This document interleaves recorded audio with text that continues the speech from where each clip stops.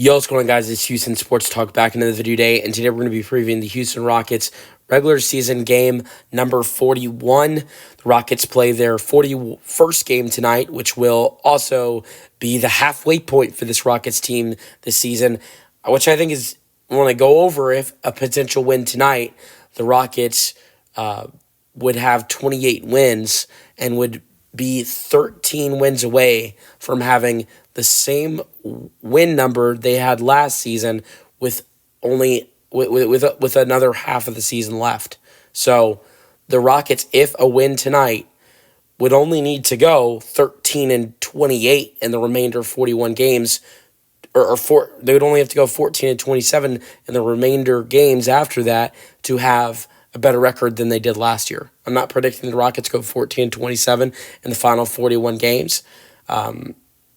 But at the same time, what I am saying is that there's a very good chance that the Rockets have a way better record than they had last season, and they have a good chance to end the first half of the season on a good note.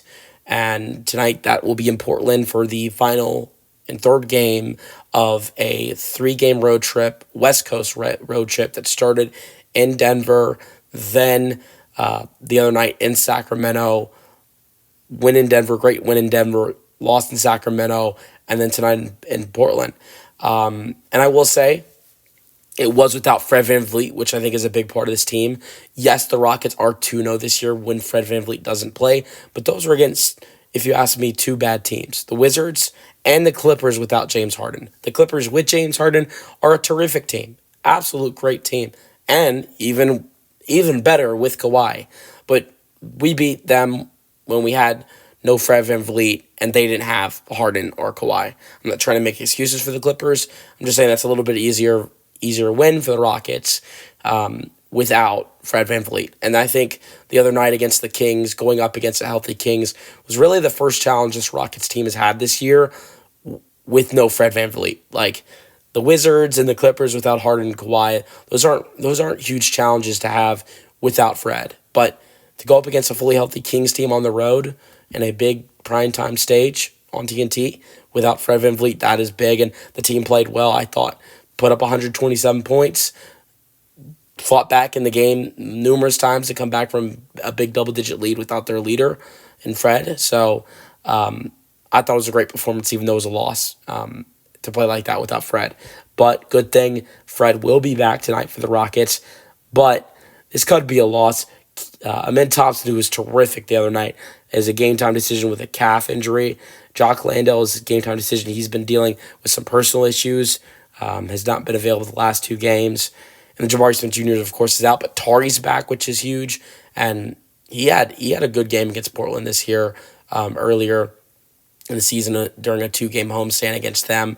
So Tari's back, Fred's back. I mean, this is Tari's second game back. And maybe we'll see Amen on the floor as well. I hope so.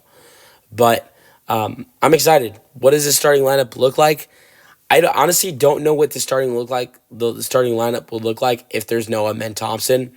If there is, I mean, I think it's kind of obvious what the starting lineup looks like. It's Fred, it's Jalen, Dylan, Amen, and it's LP. But if Amen doesn't play because of that calf injury, is it Jeff Green starting again, as he has done 2 times this season, just recently, last game against the Kings?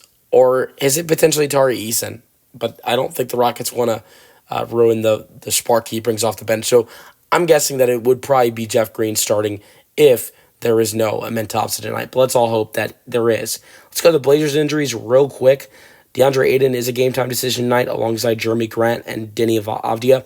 If I had to make a prediction, I'd say Jeremy Grant doesn't play, Ayton and Avdija do play. Donovan Clingan and Matisse Thybulle are also out. Rockets are 1-1 against the Blazers this year. Had a 2-game homestand against them earlier in the year. In November, it was back-to-back games in Houston against the Blazers. Rockets won the first meeting, had a blowout. It was in the end-season tournament, which was a big win for the Rockets because they won by 30, and the point differential was so huge for them in that tournament to win the group. So that was a big win. And then faced them literally the next night on a Saturday night and had a very close loss that had some drama at the end of it, which that seems like that happens from time to time when this team does lose. But hopefully that doesn't happen tonight, and the Rockets end up getting a W after a tough loss the other night. Although I thought there were a lot of positive signs you could come up with from that loss against Sacramento. But let's end the first half of the season off on a good note. Let's go, Rockets.